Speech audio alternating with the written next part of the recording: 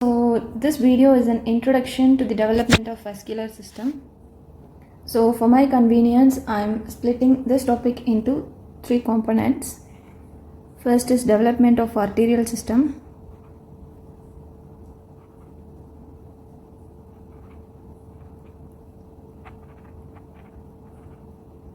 Then development of venous system. And then of course it is mandatory to know about the fetal circulation.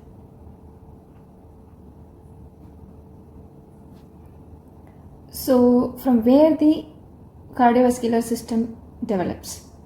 It is from the mesoderm.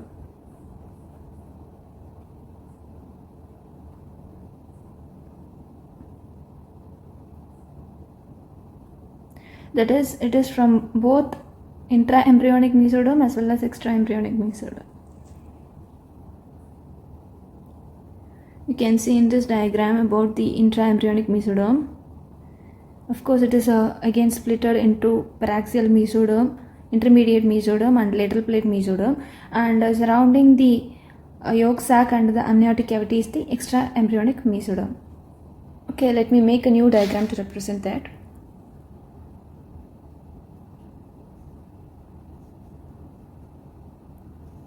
Consider this as the ectoderm.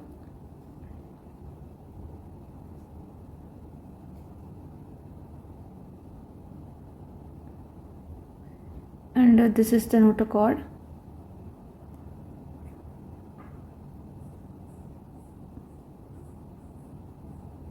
Paraxial mesoderm, intermediate mesoderm, lateral plate mesoderm.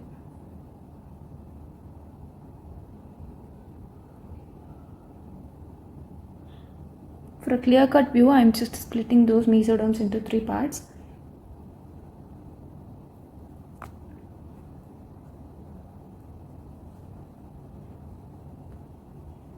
This is the endoderm.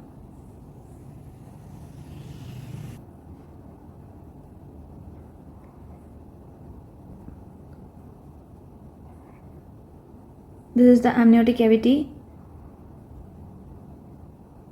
This is the yolk sac. As I already mentioned in the previous video, at one place alone the mesoderm will be intact. The germ disc will be intact.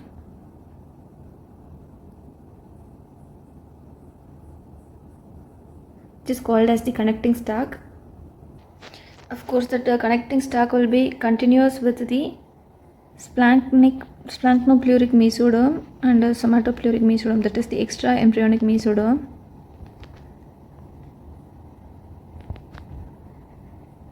Which will be in the future developing into an umbilical cord.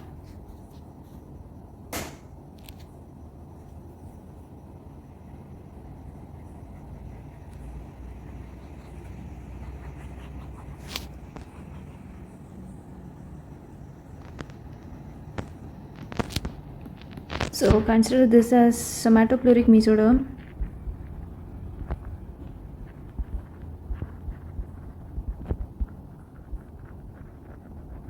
And this is the splanchnopleuric mesoderm.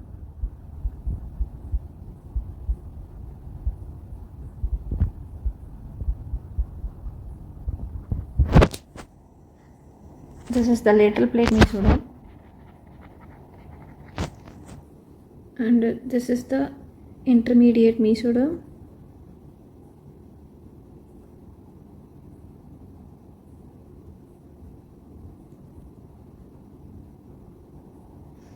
And this is the paraxial mesoderm.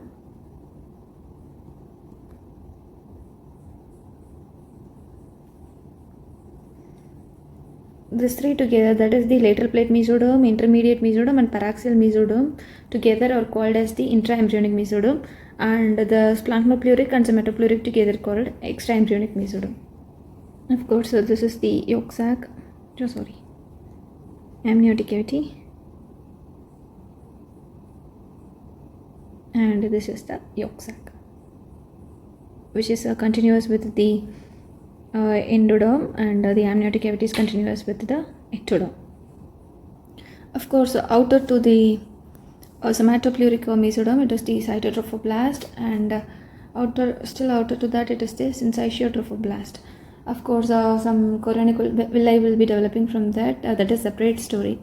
What I would like to mention is that cardiovascular system develops from both intraembryonic mesoderm as well as from the extraembryonic mesoderm.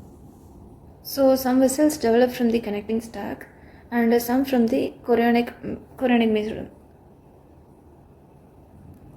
That is both somatopleuric and splanchnopluric mesoderm of extraembryonic mesoderm, and also from the intraembryonic mesoderm.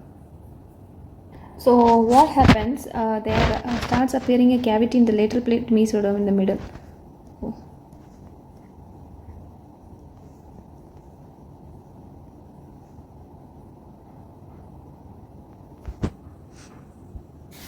So like this, there starts appearing a cavity in the middle of the lateral plate mesoderm. So what happens? It is divided into two layers, right? One layer is continuous with the ectoderm and the other layer is continuous. See, one layer is continuous with the ectoderm and the other layer is continuous with the endoderm. So now do not confuse this with the extraembryonic mesoderm. So the lateral plate mesoderm, the part of the lateral plate mesoderm which is continuous with the ectoderm is called somatopleuric mesoderm.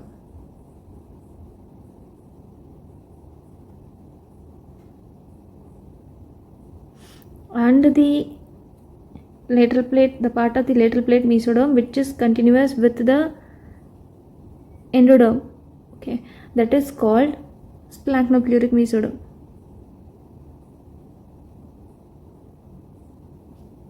Out of this, the major contribution to the development of cardiovascular system is given by splanchnopluric mesoderm. So let us see what are all the components of the two mesoderm that contribute to the development of cardiovascular system. Two in the sense both extraembryonic as well as intraembryonic.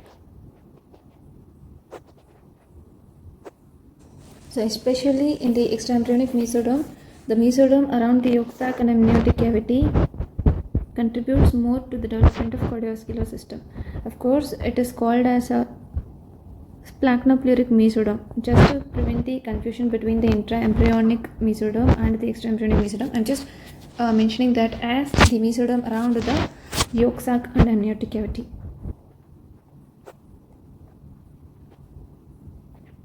Mesoderm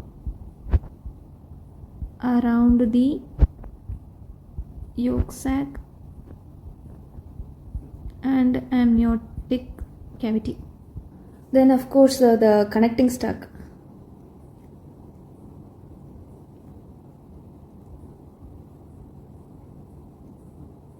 From connecting stack, some blood vessels will be developing.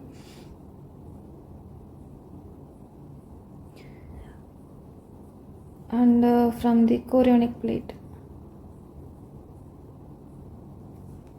I hope everybody might remember the components of the chorionic plate that I mentioned in the previous video. So there are three components. Again I am mentioning. It is the somatopleuric layer of extraembryonic mesoderm. Then the cytotrophoblast and the syncytiotrophoblast.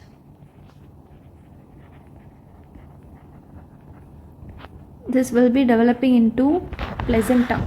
This chorionic plate will be developing into placenta, and this connecting stack will be developing into an umbilical cord.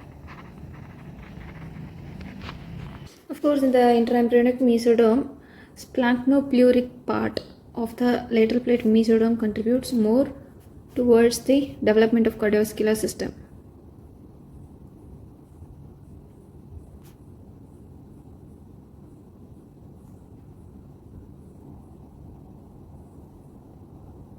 Of course, somatopleuric layer also contributes to some extent.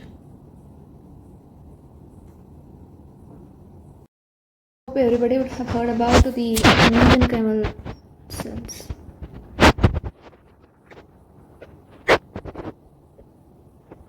These are nothing but the products of the mesodermal cells, just a part of the mesodermal cells. They will be developing into connective tissues, else they will be developing into blood vessels,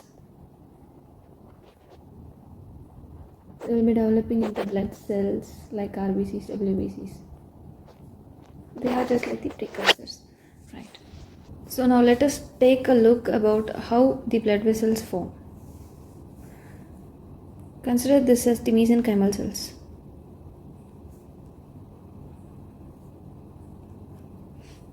So what happens, they keep on proliferating. These mesenchymal cells, they keep on proliferating. So at one stage they differentiate into outer cells and inner cell.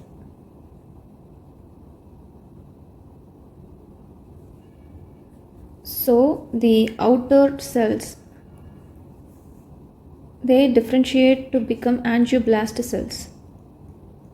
They are the rapidly proliferating cells, right? So what do they make? They make the blood vessel. The outer cells make the blood vessels. So the mesenchymal cells, they just keep on proliferating. At one stage they just differentiate into outer cell and inner cell. I have just demarcated the outer cell from the inner cell. So the outer cell proliferate and develops into an angioblast cells. So they develop into, in the future they develop into blood vessels. So the inner cell is called hemocytoblast. Hemocytoblast.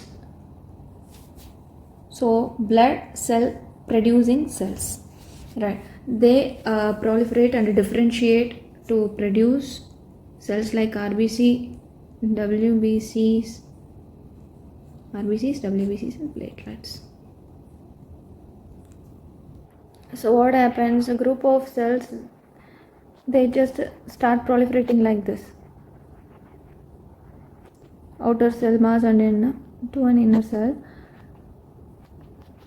So at one stage, what happens, there arises a connection between the adjacent mesenchymal cells, developing mesenchymal cells.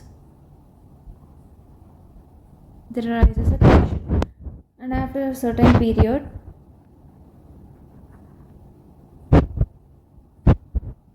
inside the connecting let us keep it as a stalk. Okay, inside the connecting stalk, after some time the cells just start disappearing by leaving a hollow space like this.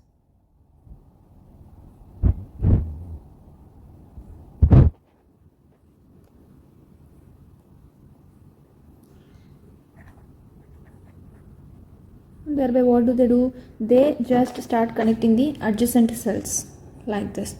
So once the connection is established, then it develops into a tube-like structure, and that is the final blood vessel.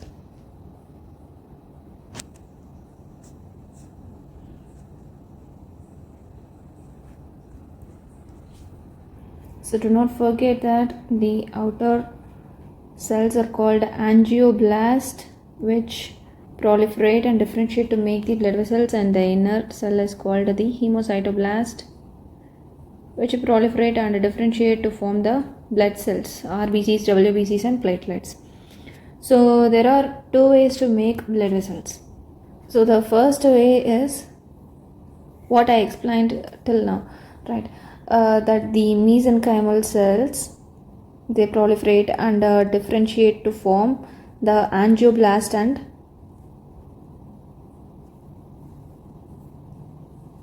hemocytoblast, angioblast and hemocytoblast. So what happens, they start canalizing and they join with each other and make a tube, and thus early blood vessel is made. One way is like that. Second way is, already a blood vessel is made,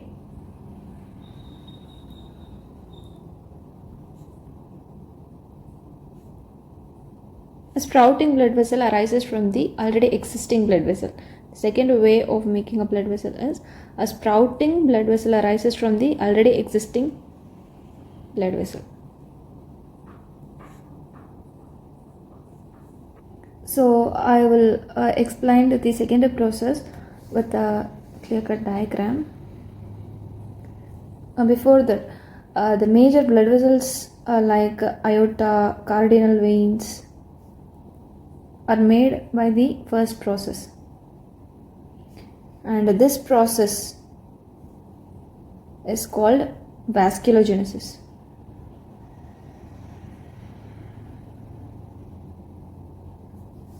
And this process is called angiogenesis.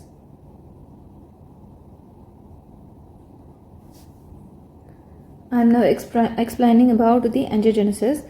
See, already a blood vessel is formed like this, and it has been canalized and connected with each other to form a tube-like structure.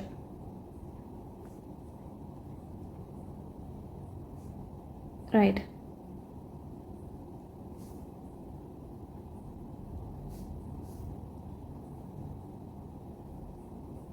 Of course, the outer cells are called angioblasts. The inner cell is called as a hemocytoblast, which proliferate to produce the blood cells. So what happens? A cord arises like this. New cords arises like this. After some time, it gets canalized. The cord gets canalized by leaving some spaces, cavity like structure in the middle of the cords.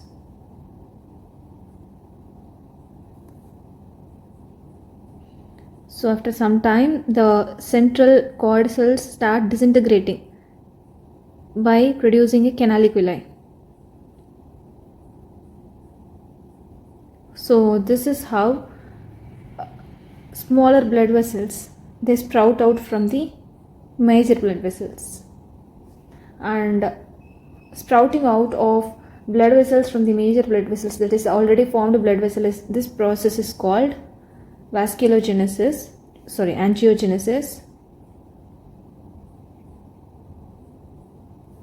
And these are the sprouting blood vessels from already existing blood vessel. So once the sprouting blood vessels start arising, once the blood vessels start sprouting from the already existing blood vessel, so the already existing blood vessel becomes the main blood vessel, and these sprouting blood vessels become their branches.